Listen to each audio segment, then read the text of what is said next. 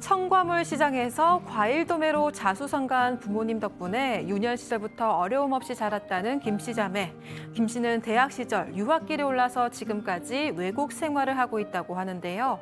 김 씨와 달리 공부에 관심이 없던 여동생은 대학 졸업 후에도 취직이 잘 되지 않았고 결국 부모님 과일 가게에서 일을 하고 있다고 합니다. 그런데 지난해 갑자기 어머니가 암 판정을 받았고 아버지마저 중증 치매에 걸리신 상황. 어머니의 사망으로 몇 년 만에 귀국한 김 씨. 그런데 장례를 치른 후 부모님 재산을 정리하다 보니 여동생이 최근 몇 개월간 어머니의 통장에서 수억 원을 인출한 걸 확인했습니다. 김 씨는 치매 아버지의 재산마저도 동생이 함부로 써버린 건 아닌지 걱정이 된다고 하는데요. 부모님의 재산을 지키려면 어떻게 해야 하는 걸까요? 자, 제가 다시 한번 정리를 해드릴게요. 동생이 말이죠. 자매입니다. 동생이 함부로 편찮은 부모님 통장에서 돈을, 그것도 거액을 빼낸다. 그걸 발견한 언니. 자, 이렇게만 들으면 몹시 동생이 괘씸하다라는 생각이 드실 텐데. 자, 여기서 중요한 거는 제 개인적으로 도대체 언니는 얼마나 한국을 비워놓고 있었느냐. 정말 외국에 있으면서도 편찮은 부모님을 잘 챙겼느냐 아닐까 싶은데, 자, 백다혜 아나운서, 이 언니는 외국에 언제 나갔어요? 네, 김 씨는 고등학교를 졸업하고 바로 외국 대학에 입학했다고 하는데요. 15년 넘게 외국 생활을 하고 있는 겁니다. 부모님 덕분에 유복하게 자라서 유학길에 오른 걸 늘 감사하게 생각했고 대학 졸업 후에는 더 이상 부모님께 경제적인 지원을 받지 않기 위해서 열심히 살았다고 하는데요. 그런데 여동생이 부모님의 돈을 함부로 쓰고 있는 것 같아서 속상하기도 하고 불안하기도 하다는 겁니다. 김 씨의 고민을 별별 상담소에 해결해 주세요. 알겠습니다. 자, 일단 부모님이 청과물 시장에서 아주 이렇게 오랫동안 고생을 하셔가지고 자수성가를 하셨다. 네, 김 씨 자매의 아버지는 중학교만 졸업하고 서울로 올라와서 과일을 파는 리어카로 시작을 했다가 청과물 가게를 차리셨습니다. 김 씨의 어머니도 과일 파는 남편을 만나서 평생 함께 과일 장사를 해오신 건데요. 장사하면서 돈은 많이 벌었지만 가방끈이 짧은 게 한이었던 두 부모님은 두 딸의 교육에 아낌없이 지원을 해줬습니다. 언니 김 씨는 고등학교까지 참 공부를 잘해서 유학을 갔고 석사까지 마친 후 외국에서 취직에 성공을 했고요. 학비가 비싼 해외 대학에서 석사까지 마치는 동안 돈 걱정 한 번 안 했을 정도로 부모님의 지원은 넉넉했습니다. 그런데 김 씨는 이를 당연하게 받아들이기보다는 언젠가는 갚아야 할 은혜처럼 생각하고 항상 감사히 살았다고 합니다. 그럼 여동생은 어땠을까요? 언니처럼 공부를 잘하진 못했다고 하던데. 못했어요, 많이. 반대입니다, 반대. 정반. 죄송합니다. 못하는 건 못한 걸 하니까. 아니, 꿈이 달랐다고 봐야 되겠죠. 그럼요. 엄마, 공부가 전부는 아니잖아요. 언니가 이렇게 안에 있었으면 밖에서 좀 야외를 좀 더 돌아다녔었고요. 행복은 성적순이 아니잖아요. 행복은 성적순이 아닙니다. 성적 중요하지 않습니다. 또 이 동생은 약간 연예인을 좋아했던 것 같아요. 공연장도 가고 어른이 됐는데도 계속 꿈을 못 찾아가지고 대학 가서도 계속 좀 놀고 학업에 좀 관심이 없는데 문제는 큰 문제를 일으켰지는 않았다는 거예요. 학업 관심이 없는데 다른 사고를 찍거나 이런 거 없이 착한 동생이었다고 합니다. 그렇지만 지금 얘기한 것처럼 꿈을 자꾸 찾지를 못하고 계속 밖으로 돌아다니고 연예인 찾아다니니까 취직을 좀 못했고요. 결국은 부모님의 그 가게를 취직을 하게 된 것입니다. 언니 눈에는 동생이 약간 뭐랄까, 저거 좀 못마땅하게 보였을 수도 있겠네요. 세상에서 가장 힘든 게 뭔지 아세요? 몰라요. 공부하는 사람은 공부예요. 제가 어일승이지만 아세요? 어일승이라는 거? 어차피 1등은 승재였는데. 자, 소장님, 이제 이 집안에 말이죠. 걱정이 없을 것 같은데. 잠시만, 저한테 1분만 기회를. 그래서 언니 눈에서는 나는 공부하는 게 힘들었고, 근데 이게 언니 시각이 아니라 동생의 시각에 보면 장사하는 사람 보면 장사라는 게 청과물 장사라는 게 그렇게 정말 쉽지 않습니다. 저희 어머니께서 이렇게 슈퍼를 하셨는데 그 물건을 떼고 물건을 파는 게 여성 한 분이 하시기에는 굉장히 힘든 일이라는 거 제가 옆에 봐서 알고 있거든요. 그래서 아마 보는 시각 때문에 언니는 뭔가 동생이 엄마한테 아니면 아버지한테 가게 물려받아서 참 편하게 사는 듯하게 보였겠지만 또 동생 입장에서는 언니는 진짜 모든 것 다 누리면서 외국에서 공부했는 거 아니냐. 아까 뭐 외국 석사까지 했다면 제가 어림짐작으로 꽤 많은 돈이 들어갔을 건데 서로 보는 시각이 조금 달랐지 않았을까 그렇게 생각합니다. 지금 채팅창에서 승현이 죄송합니다. 짜증난다고. 그리고 의일성이 뭡니까? 의일성. 진짜. 아니 농담이고요. 자, 소장님 그러면은 뭐가 됐든 지금까지는 이 집에 문제는 없었는데 결국 이제 어머니가 암에 걸리시면서부터 네, 그렇습니다. 이제 그래도 그 동생이 한 30쯤 돼서 이제 안 되겠다. 내가 열심히 일해야겠다. 그래서 이제 어머니 과일 가게에 나가서 그걸 이어받아서 사업을 하려고 노력을 했어요. 그리고 열심히 일을 했습니다. 그러니까 부모님이 기특하셨죠. 그러니까 돈도 이제는 많이 벌어놓은 데다가 둘째 딸까지 열심히 하니까 이 가정에 걱정이 없을 것 같았는데 너무나 안타깝게 비극이 한 개도 아니고 이제 두 개가 같이 왔습니다. 아이고. 일단 어머니께서 위암 판정을 받으셨어요. 아이고야. 네, 그래서 열심히 일하시던 어머니께서 이제 생사를 오가면서 싸우시는 상황이 됐고, 그다음에 이제 엄마가 암 진단을 받았는데 이제 아빠도 자꾸만 건망증이 너무 심해져서 아빠도 왜 이렇게 노화가 심해지시지? 그랬는데 잠시 후에 또 아버지도 중증 치매로 확 아이고. 발전을 하셨어요. 아이고. 네. 자, 결국 어머님은 위암으로 돌아가셨고 아버지도 또 저렇게 중증 치매에 걸리시면서 이게 이제 시간이 지나면 그 치매 정도가 계속 또 안 좋아지지 않습니까? 네, 김 씨는 어머니가 1년 동안 투병하다가 결국 돌아가셨다는 소식을 듣고 서둘러 귀국했는데요. 와서 보니까 아버지의 치매 증세도 집에서는 도저히 치료를 할 수 없는 상황으로 심각해져 있었던 걸 알게 됐습니다.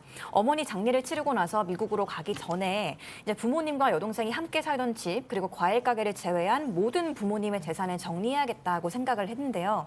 재산 내역을 살피던 중에 어머니가 돌아가시기 전 6개월 동안 입원해 계시던 그 도중에 어머니 계좌에서 총 3억 원이 인출된 내역을 발견했다고 합니다. 돈을 인출한 사람은 다름 아닌 동생이었는데요. 아하. 동생한테 돈을 어디다 썼냐고 물어보니까 병원비 그리고 간병하는 동안에 직원들 손에 맡기느라 과일 가게에서 큰 손실이 발생한 걸 메꾸기 위해서 다 썼다는 대답이 돌아왔습니다. 그런데 우리나라 건강보험상 암 환자는 병원비의 5%만 내면 된다는 걸 알고 있었던 언니에게는 이런 동생의 해명이 납득이 가질 않았다고 합니다. 예. 자, 그러니까 어머니 돌아가시고 나서 언니가 귀국했습니다. 자, 그런데 이제 그 통장을 딱 봤더니 3억 원이 통째로 빠졌다. 그러니까 이제 이거 어떻게 된 거야? 이거 하면서 막 추궁을 했다는 거 아니에요? 그렇죠. 그렇죠. 이런 사례 꽤 많습니다. 진짜요? 뭐 외국에 있는 경우 아니고라도 모시거나 옆에 지근거리에 있는 사람은 약간은 뭐 내가 써도 된다고 생각하는 것 같고요. 다른 형제는 왜 이걸 함부로 쓰느냐라고 해서 갈등이 있는 경우가 있는데 이것도 마찬가지예요. 좀 있으면 외국으로 돌아가야 되는 상황이고 아버지는 중증 치매로 요양병원에 있고 동생은 뭔가 3억 원에 대해서 정확하게 얘기하지 않는 것처럼 보이고 이 가게는 현금 장사가 많거든요. 현금 그렇죠. 들어오면 막 쓸 가능성도 배제할 수 없는 겁니다. 중증 치매이기 때문에 아버지의 재산도 이 동생이 함부로 할 가능성도 있고 이 뭔가 상당히 불안해요. 재산도 꽤 많고 과일 가게도 있고 통장도 있고 부동산 등등 뭐가 있는데 동생이 뭔가 이것을 나쁘게 하지 않을까. 또 지금 3억 원 제대로 얘기 안 하니까 믿을 수 없는 상황이다. 얘 라고- 혹시 딴 데다가 뭐 막 별의별 그러니까요. 상상을 하면서 그래서 되게 혼란스러웠던 것 같습니다. 자, 그런데 지금 우리 가족 여러분들도 지금 좀 극명하게 갈리고 있어요. 예, 그건 저희가 잠시 후에 정리를 해드리겠지만 동생이 좀 억울할 수도 있을 것 같은 것이 아니 내가 엄마 간호했고 중증 치매 아버지를 돌보고 있고 아니 돈 들어가잖아요. 그냥 전 동생의 한번 감정을 이입해 볼게요. 1년 동안 투병하는데 언니는 얼마만큼 왔다 갔다 했는지 이 사연에 나오지 않지만 어머니 돌아가시고 난 다음에 급거 귀국을 했다 이런 이야기가 나오면 분명히 이제 암 환자분 저희 어머니도 이제 암으로 돌아가셨는데 이게 이렇게 알아요. 언제쯤 돌아가실 수 있을지를 충분히 저희들이 예측할 수 있으면 적어도 한두 달 전에 와서 어머니하고 좀 같이 행복하게 보낸 그런 모습이 좀 보여야 되고 또 우리 앞에서 이런 얘기 들었잖아요. 아버지가 집에서 도저히 그냥 계시기는 어려울 정도의 중증 치매를 앓고 있다라는 걸 알았다면 그거를 수발하는 그 가족들의 고통은 진짜 상상할 수 없는 고통이거든요. 그거를 동생이 혼자 다 감당을 했고 언니는 계속 외국에서 그 좋은 대학교에서 석사까지 마쳤다면 동생의 입장에서도 언니가 그렇게 썩 예뻐 보이지는 않았을 것 같습니다. 자, 일단 언니냐, 어머니 돌아가시고 나서 와가지고 이제 통장을 봤더니, 얘 진짜 큰일 내겠네 해가지고 이제 막 이렇게 막 촉각을 곤두세우는 언니냐, 아니면은 진짜 지금 한국에서 혼자 남아가지고 아버지 간호, 엄마 간호 했던 동생이냐, 약간 좀 갈릴 것 같은데, 우리 좀 어떠세요? 자 그러면 소장님 어떠세요, 소장님? 저는 이제 양쪽 다 말을 다 들어봐야만 한다 하지만 솔직히 마음이 가는 건 동생 쪽겠. 저도 그렇습니다. 예, 큰일 났네. 오늘 의뢰자가 언닌 것 같은데. 예. 큰일 났네요. 예. 그러니까 제가 이거 저희 집안 얘기인데 저희 큰형이 큰형이 서운해도 어쩔 수 없어. 이 얘기 해야겠어. 오늘. 불안합니다. 예. 네. 어차피 안 볼 거기 때문에. 예. 이 방송을 안 볼 거기 때문에. 예. 큰형이 미국에 계시는데 가족이 제사 이런 집안일 거기 있으니까. 그러면 이제 그 가족 단톡방에다가 제사 하느라고 고생 많으셨겠네요, 도련님들 이렇게 딱 하면은 형도 얘기를 하고요. 예, 신경 쓰지 마세요, 하면서도 그렇죠. 저는 약간 좀 짜증났어. 그건 똑같습니다. 저 역시 이제 변호 업무를 하면 이런 사건들 꽤 많습니다. 저는 계속 그쪽이 마음이 가요. 어느 쪽? 어머니를 모시거나 그 그렇죠. 근처에 있는 사람. 그럼. 그렇지만 반대편도 와도 변호를 같이 하긴 합니다. 반대편이 와도 그분의 편들에서 하긴 하는데 그 마음적으로는 어머니를 모신 분한테 조금 저는 항상 그 지근거리에 있는 사람한테 가는 게 사실입니다. 승희 의원님은? 아까 제가 말씀드린 동생이 제 감정이입을 동생. 했잖아요. 알겠습니다. 그럼 누나한테는 특별히 감정이입을 언니요? 언니에게는 안 했는. 언니, 알겠습니다. 자, 그렇다면 소장님, 네. 언니는 어쨌든 이 아버지까지 돌아가시기 전에 부모님 재산을 돈 터치. 동생이 함부로 막 이렇게 통장에서 이거 못하게 좀 어떻게든 이 법적으로든 뭐든 이게 탁 단도리를 해야겠다는 거잖아요. 네, 이제 그러고 싶은 겁니다. 그러니까 이제 동생은 뭐라 그랬냐면은 앞으로도 아버지께서 요양병원에 계시니까 돈이 많이 들어갈 거다. 그리고 이제 과일 가게도 운영을 해야 되니까 돈이 들어갈 거다. 이렇게 얘기를 했는데 이 언니는 동생 때문에 좀 불안한 거죠. 아빠를 핑계로 나머지 재산도 다 이제 처분해버리면 어떡하지? 이런 생각이 들었고요. 그리고 또 아버지를 강변해야 되는 게 이제 동생이니까 동생한테 좀 미안한 마음도 있지만 그렇지만 3억이라는 돈이 이게 큰 돈인데 이걸 그냥 후다닥 써버린 걸 보면 동생을 믿을 수는 없다 이런 마음이죠. 예. 지금 소혜류님이 장난이시겠지만 원보야 큰형이다. 너 임마 방송에서 그런 얘기를 하면 어떡하니? 예, 농담이겠죠. 예. 제가 좀 약간 방송에 부적합한 표현을 썼네요. 자, 그러면 이쯤에서 별별 상담소 오늘의 궁금증 짚어보죠. 자, 부모님 재산을 무단 사용하는 동생. 일단 무단이라고 표현을 하겠습니다. 네. 막을 방법이 있을까요? 있죠. 성년 후견인 제도가 있습니다.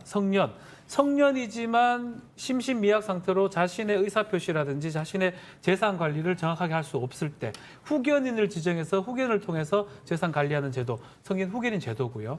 가정법원에 신청을 할 수가 있습니다. 언니 같은 경우는 조금 두렵고 걱정이 된다면 아버지가 지금 재산을 갖고 있고 좀 중증 치매에 앓고 있기 때문에 아버지를 성년 후견인 신청을 하면 원래 같이 있는 사람한테 예전에는 성년 후견인을 많이 해줬어요. 지금 같은 동생. 근데 지금은 동생을 못 믿는 상황이잖아요. 그렇죠. 그렇기 때문에 제3자 신청이 가능하고요. 최근에 재산 분쟁 같은 게 있을 때 우리 가정법원에서 이거 결정을 하는데 대부분 전문가가 그냥 제3자를 시켜요. 예컨대 사회복지사라든지 변호사라든지 세무사라든지 그런 어떤 후견인을 할 수 있는 사람한테 이것을 맡깁니다. 예컨대 제가 만약 후견이 된다 그러면 그 재산을 제가 관리를 하고요. 그리고 만약에 필요하면 가정법원에 보고를 하고 또 언니나 동생한테 얘기를 하고 그래서 재산의 어떤 일실이나 그걸 막을 수가 있습니다. 걱정 안 해도 됩니다. 예. 자, 일단 법적인 거는 그렇다 치고 승현님부터 뭐가 됐든 이 자매 왼수가 되면 안 되잖아요. 좀 그래도 야야 좀 잘 좀 지내봐라고 할 수 있는 좀 조언 같은 거 좀 해주세요. 뭐 사실 이게 지금 자매가 얼마만큼 이렇게 관계가 틀어졌는지는 모르지만 피는 저는 물보다 진하다고 생각하고 분명히 이렇게 같이 함께 뭉칠 수 있는데 정말로 재산이 그렇게 걱정이 된다면 아까 말씀했다시피 성년 후견인을 하든 아니면 그 재산 전체적으로 누구 앞에서 이렇게 유산에 대한 공정을 좀 해놓으시면 어떨까 싶기는 합니다. 사실 뭐 언니는 언니대로 굉장히 많은 어떤 혜택을 받았고 또 동생은 동생 나름대로 굉장히 많은 노력을 했으니까 그 부분에 대해서 한 발짝 이렇게 물러나고 한 발짝 이렇게 물러나서 서로 간에 좀 그런 어떤 좋은 결과 맺었으면 좋겠습니다. 예, 소장님도 뭐 한 말씀 해주시죠. 네, 지금 뭐 박 변호사님께서 성년 후견제 얘기하셨으니까 네, 이제 돈 문제는 이걸로 좀 하시면 되지 않을까 싶고 저는 자매의 관계도 중요하지만 일단 지금 아버님께서 여전히 지금 생존해 계시잖아요. 아버님을 또 1년, 2년 한 번도 안 보러 오신다면 언니에 대한 마음은 주변 사람들은 좀 차가워질 수 있거든요. 저희도 다 동생 편을 들었답니다. 예. 아버님께 좀 효도하시고 동생하고도 좀 화해를 시도해 보시면 어떨까요? 자, 김 기자가 우리 가족 여러분들 많은 의견 주셨는데 정리 좀 짧게 해주시죠. 네, 그 대부분의 가족분들이 동생 편 들어주시는 것 같아 보이기는 합니다. 그러니까. 그 금액은 3억이 좀 크기는 하지만 암 환자 돌보는데 돈이 무슨 소용이냐. 그 동생이 많이 힘들었을 거다라고 말씀을 하시는데요.